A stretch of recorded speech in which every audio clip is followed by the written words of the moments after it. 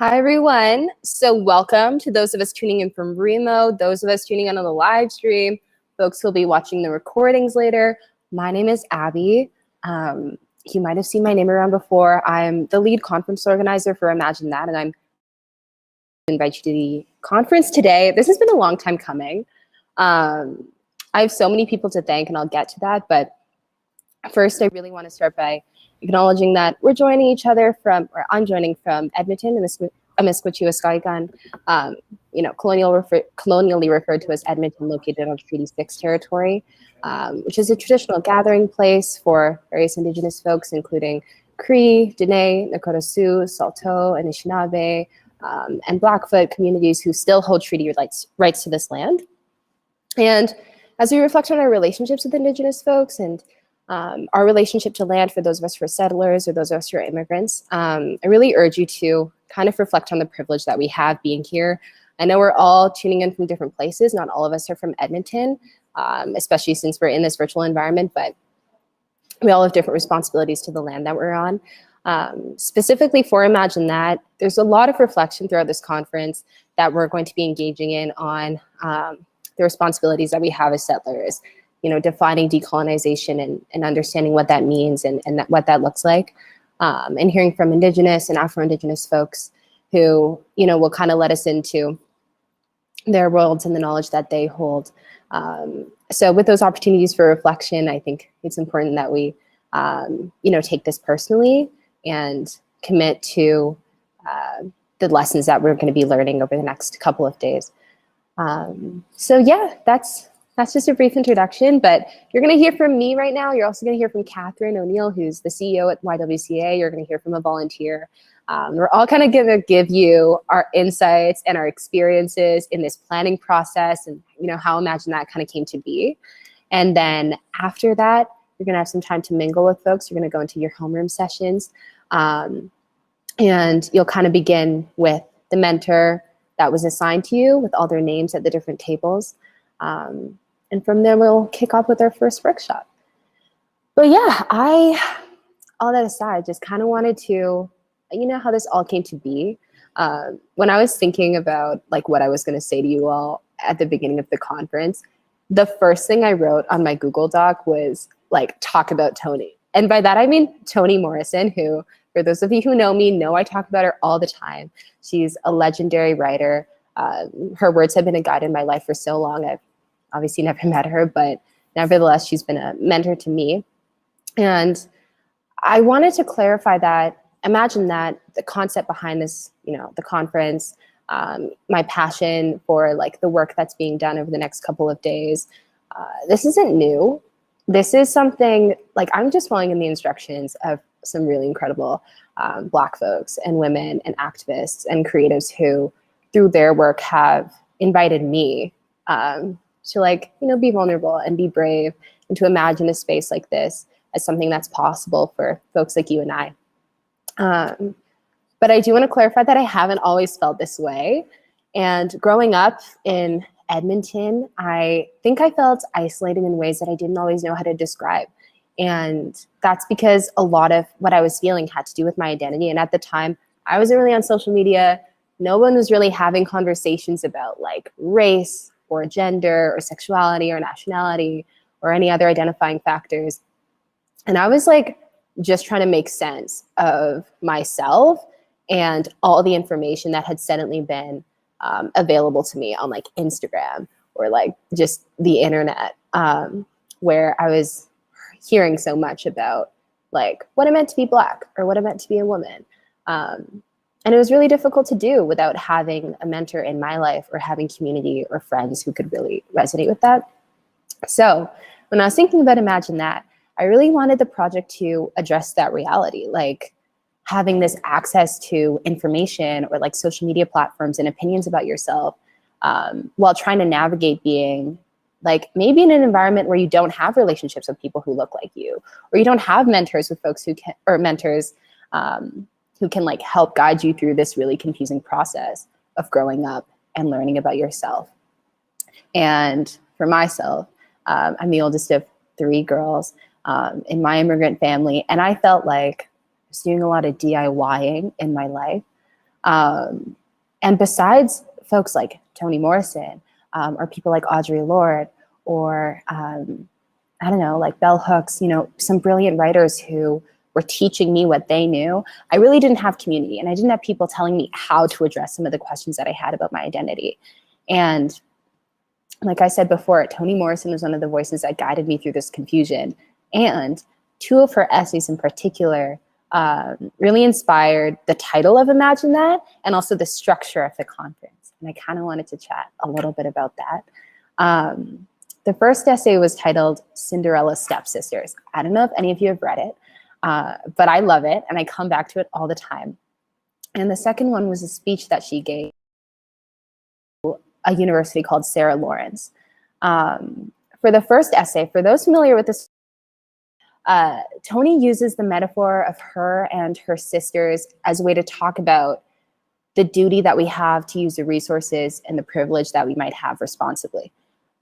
Specifically, and my favorite quote in this essay is when she says, "The function of freedom is to free somebody else."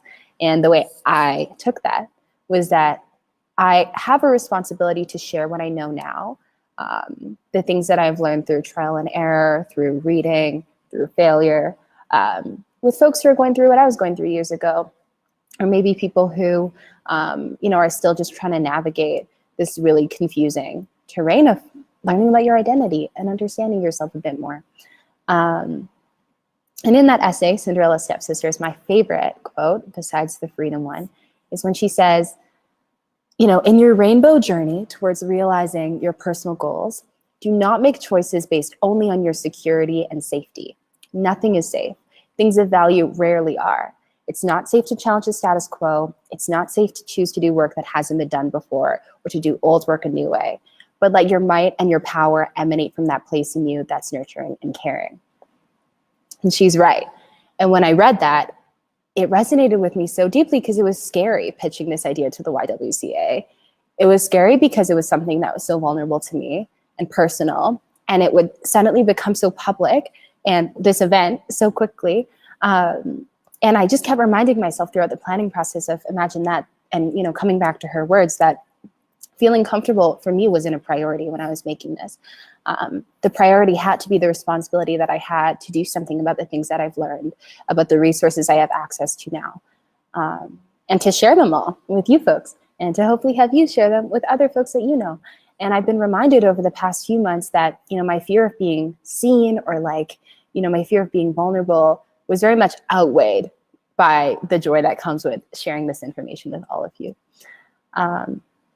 So that's, Cinderella's Stepsisters, and that's kind of what started this whole project, and it's been a grounding essay for me throughout the past 4 months. But the second essay, or speech rather, which was for a university, she gave at the beginning of the school year, and it's an all women's university, but she says, "Don't let anybody convince you that this is the way the world is and therefore must be. It must be the way it ought to be. Otherwise said, dream the world as it ought to be. It's possible and it's necessary work." Hence the title, Imagine That.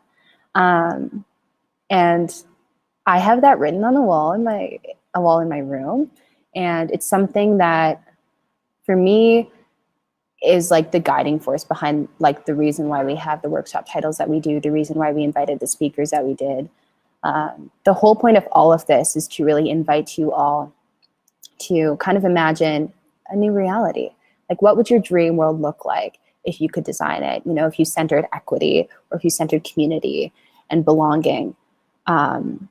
And like Toni would say, we're not just dreaming and imagining these things for fun. It's important, and it's work to be dreaming alternative realities for us, because that's the first step towards working to it. And I think it's much easier said than done. It's something that I, again, need to keep coming back to, the fact that this work is important. What you are doing is important. Being here is really important, because together, having this community where we're encouraging each other to challenge the status quo, challenge the environments that we're used to, and work together to create more beautiful ones, is important. And for those of us who have felt isolated before, maybe you do right now, maybe you feel misunderstood, or maybe you feel dismissed in some way in this process of trying to learn more about yourself and your identity, I just want you to know that those feelings are welcome here. That's why we have breakout rooms. That's why we have those mentorship sessions. That's why we'll be talking in between the workshops for the next 2 days. And you'll have the opportunity shortly after this to meet with a mentor for the first time. And the mentor names, once again, are kind of in the Remo on the different tables. And those are called homerooms. And you'll be able to chat with them and meet with them throughout the conference to unpack some of the lessons that you're learning, to ask any questions that you might have, and to just express yourselves and grow together. And besides these mentorship sessions, I am so excited about the lineup of speakers and workshops that we have for you. There's truly so much to learn. I know I'm going to learn a lot, and some really, really wonderful people to meet. So that's, yeah, I mean, I can't even like truly conceive of it. I'm so excited. But in closing, I just want to say that imagine that happened so quickly, because I felt so encouraged, not only by the words of Tony, but also by the brilliance of Katherine, who you're going to hear from soon. Sithara, who's an incredible volunteer you'll also hear from. Everyone at the Y, everyone at the Creative Hive, Des and Jocelyn. I want to give a huge shout out to Aldrisha, who is a brilliant, wonderful, creative mind. She's the graphic designer behind all of this. She's been incredible. Answering texts super late at night, coming up with these like beautiful designs so quickly. None of this would have been possible without any of them. And it's really a dream to be seeing you all and to be hearing from you over the next couple of days. And yeah, I'm excited to continue chatting with you. Katherine and Sithara have a few words after me. Thanks for listening. I know it's been a little long, but I encourage you to take care of yourselves over the course of the conference, check in with one another. I'm always up to chatting, and just give yourself space to think and to reflect and to go out of your comfort zone in ways that, you know, you maybe haven't done before, because I think there's a lot to take away from this. But yeah, thanks for listening to me. Right now, we'll hear from Katherine. So Katherine, I'm not sure if Des will just invite you on stage, and Katherine's the CEO at the YWCA, and she'll say a few words about how this came to be and our partnership, and we'll head into our breakout rooms after. Hey, Katherine. Hi, everyone, and thank you, Abigail, for the introduction. Hi, everyone. Welcome to Imagine That. Yes, my name is Katherine ONeill. I'm the CEO at YWCA Edmonton. My pronouns are she, her, and I'm greeting you today from Treaty 6 territory in Edmonton, Alberta. Welcome. I am so thrilled that YWCA Edmonton is a part of this inaugural Imagine That conference. I know that when Abby came to me a few months ago with this idea, I was instantly drawn to what this could be. And we started dreaming together about not only the fact what she talked about creating community, but also helping young women dream about what could be possible, what your world could be possible, and talking about race and talking about identity and really coming together as community to explore these issues. So it's such a thrill for the YWCA Edmonton to be part of this. A little bit about the Y, and I want to talk a little bit about myself, and then I want to end with my wishes for you for this 2-day conference. So myself, my name again is Katherine ONeill. I was a journalist in a past life, and a really big part of my journalism career was traveling the world and telling stories about women and girls, particularly in parts of the world where they had little to no rights. And I actually came to today's conference really crestfallen when I'm looking at the news coming out of Afghanistan. I actually was a war reporter there in 2008 and did a lot of reporting about women and girls and talking about rights and talking about everything from maternal, women when they're having babies and just maternal health to just schooling. If you're watching the news at all today, it's really distressing to see what's happening in that region of the world. And it just really reminds us all that we have so much work to do, that until all of us are equal, none of us are equal. And that we all, myself as an ally, have a huge role to play, using my privilege to help create spaces, tell stories, bring folks together, but also do anything that I can do. And then just also this conference, creating this space and having these presenters that will come and share so many important things to this conference. So it's just incredible that it's, we can just come together even virtually and do this as a community. I joined the Y about a year and a half ago, when the first day of the pandemic, and it was quite a crash course with the organization. This organization has been operating in Edmonton, Alberta since 1907, and really our core purpose is to create a community with choice and opportunity and equality for all. It's a huge mission, and it's one I take seriously every day when I wake up. We do everything from providing affordable mental health counseling. We have youth leadership programs, and I see our youth leadership manager Dunya is on this call today. We also have a camp west of the city where we have a retreat space, and we also do things around sexual health and wellness, amongst other activities. And then beyond that, we do a ton of advocacy work. We speak all the time with levels of government. We speak with community groups. We're always trying to be in the community to see where the gaps are when it comes to gender equality, and what we could be doing as an organization to be bringing people together, to be having not only conversations, but finding meaningful and long-lasting solutions, because we are so far from gender equality. And we know that with this pandemic that we have seen women lose a lot of ground, women and girls, and particularly racialized women, Indigenous women, women of color, everything from a rise in unpaid labor to a rise in gender-based violence. This pandemic has been very, very difficult for women, and particularly racialized, Indigenous, and women of color. So with that in mind, when Abby came, this opportunity to create this conference, and this inaugural conference that I really hope becomes an annual event, if not more, but an opportunity to bring not only women and girls from across Alberta, but across Canada, to create community and to have conversations and to learn from one another. YWCA, we're part of a larger movement, a national and international movement. So we have chapters across the country, 32. So there will be people joining us from across Canada. Welcome. We are so happy to be hosting you. Like I said at the beginning, I hope this is the start of a very long conversation. So part 3, what's my wish for you? Beyond creating community, I hope you come to this space feeling very loved, feeling very safe, and feeling very supported. Abby and the team have created I love this mentor system where there is a place to go, people to speak to if there's things that you have questions about, or if there's things that you want to expand on, that you just feel that there's a place to talk and to maybe explore ideas more. It's only a 2-day conference, and we only have so many hours together. So again, after the conference, hoping to stay, connected, even, via social media or by email or text. Really, the start of this longer conversation and friendships, I really do hope is a big part of this.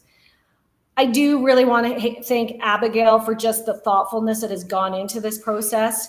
We've been doing this for several months, and we've had, I think as she mentioned, that we actually had a youth kind of council that helped us develop this program, talk about, even how we gathered virtually, what platforms would work. And that's why, again, you're seeing yourself on Remo today. We wanted to find even a platform that was just a little bit more interactive beyond something like Zoom, because I don't know about you, but I'm Zoomed out. And so we're hoping this platform just is a little bit more interactive, and that you feel that you're actually together, even if it's just virtually. Abby has also brought a lot of passion to the speakers that you're going to hear from. A lot, really reached out to folks that if she had been, I always remembered her talking about the fact, if I had been younger, I wish I had known this. I wish knowing this information would have made, my teen years a little bit easier, or also maybe empowered me more. And so all of the speakers the thoughtfulness that has gone to this lineup is incredible. And I'm really, on a personal, very excited to hear from our keynote speaker, Brandy Morin, who will be speaking later this afternoon. She is a world acclaimed journalist, Indigenous rights activist, a friend of YWCA Edmonton. Her knowledge around missing and murdered Indigenous women and that crisis is unparalleled, and she is doing work around the world to talk about not only the crisis, but ways that we as Canadians can help bring healing, but also real long-lasting solutions and true reconciliation. And so I'm really excited that you'll be able to meet her and hear about her lived experience, and also, I think, take away some true calls to action that you, as a 13-year-old or a 16-year-old, can take into your community and start, helping and being part of the solution. Because I think there's something we can all do as in our community, small things, big things. All of the speakers, though, bring a perspective that I think you will find very informative, and you will really walk away with just a new perspective or new knowledge that you didn't have before you arrived today. So again, I really want to thank Abby and her team for just the work that has gone into this lineup. We're hoping to tape some of the presentation so that if you want to go back in time, it will be on the YWCA Edmonton YouTube channel. So you'll be able to go back in, rewatch it, maybe share it with your friends, people that couldn't make the conference, so that we can make it a permanent archive, so that we can go back in time and, we can go back when we need some more information and just click on and rewatch it. I think that that's going to be a permanent legacy of this project, of this conference, that this information we hear, we can keep sharing it later, long after. So again, thanks to Abby and the team for just bringing together a team like that, bringing together a lineup like that. As Abby said, if you're feeling overwhelmed or you need a break or it's beautiful outside and you want to go for a walk, this is a conference where we really want you to feel very comfortable and come and go obviously as you please. But because we're 2 days and it's jam-packed, please, take time for yourself, but understand that we've only got these 2 days, and that hopefully we'll be able to get through everything as easy as possible. But again, I really do want to thank Abby. You are an inspiration to me. I get really emotional when I think about this conference and just the impact it will have on the people that are on this call. I think it will echo with you for the rest of your life. And I hope that you come, like I said, come in with an open heart and an open mind to this conference. Again, please, and I gotta think, can you please use gender inclusive language? Yes, sorry about that. I apologize. We really, and that's, again, thank you for calling that out. I take that on. Sorry about that. So again, welcome on behalf of YWCA Edmonton. If there's anything we can do, reach out. I think my contact information will be shared. We have a very open door in our city. So if there's programs or projects you want to work on, we're always interested in working on those kind of projects in our city. Our mission, as I said, is create a community with opportunity, choice, and equality for all. So whatever we can do to help, and if folks want to work on, we're here to help. So thanks again.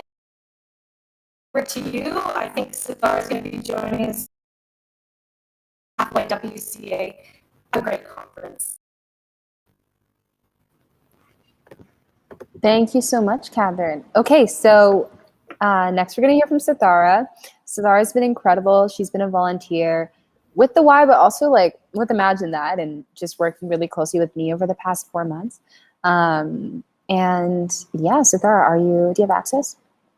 I think you're good to go. And we'll just hear from her and her journey planning Imagine That, and just some thoughts that she has heading into the conference.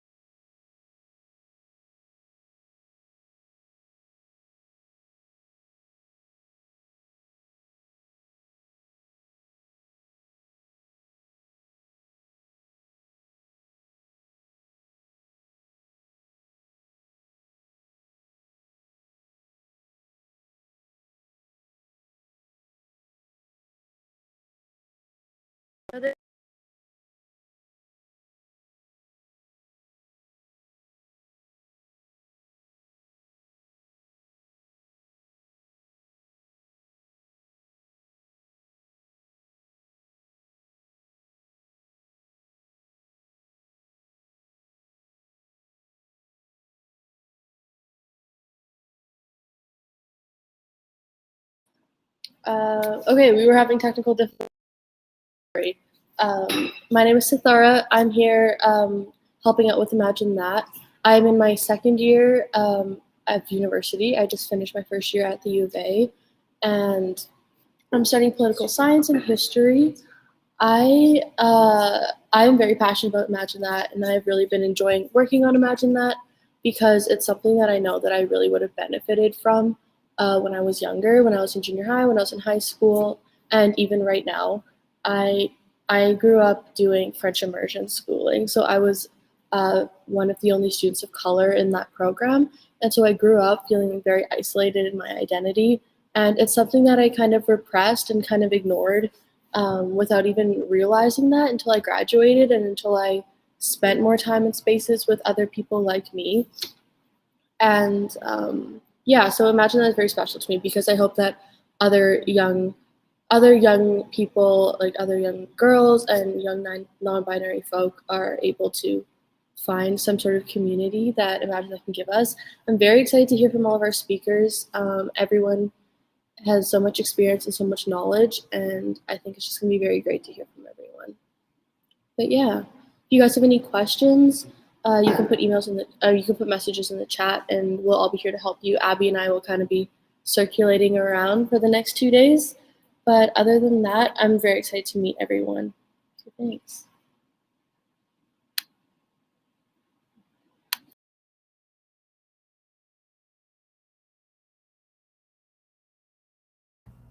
Hi, everyone, and welcome to Remo. I just wanted to give you a few tips and tricks. My name is Des Malenka, and I am with the Creative Hive.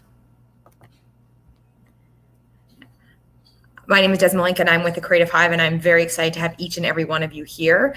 This platform does work best on Chrome, so anybody watching, please use Chrome. We will be back in about 5 minutes after Homeroon. Abigail, do you want to come up and let everyone know what's coming up next?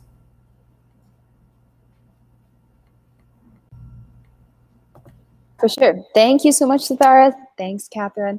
Yeah, next we'll be heading into homeroom a little bit early, but we do have a break beforehand. So take the next 10-ish minutes, go grab a drink, grab a snack, walk around. And then when you head back, you can, for those of you who aren't mentors, just see like the person that you were paired up with on your whiteboard when you click on the bottom kind of 3 dots on your toolbar on Remo. And from there, you'll be able to see the mentor that you have. For those of you who are tuning in from the live stream, technically, since you're not on the Remo platform, you're not going to be in a mentor group, but you still will have access to hearing all the workshops and participating from there. So just take the next 10 minutes, take a bit of a break, and then when we're back, we'll have some time to get to meet each other for the first time and get in the groups that we'll be in for the next 2 days. So I'll see you in 10 minutes.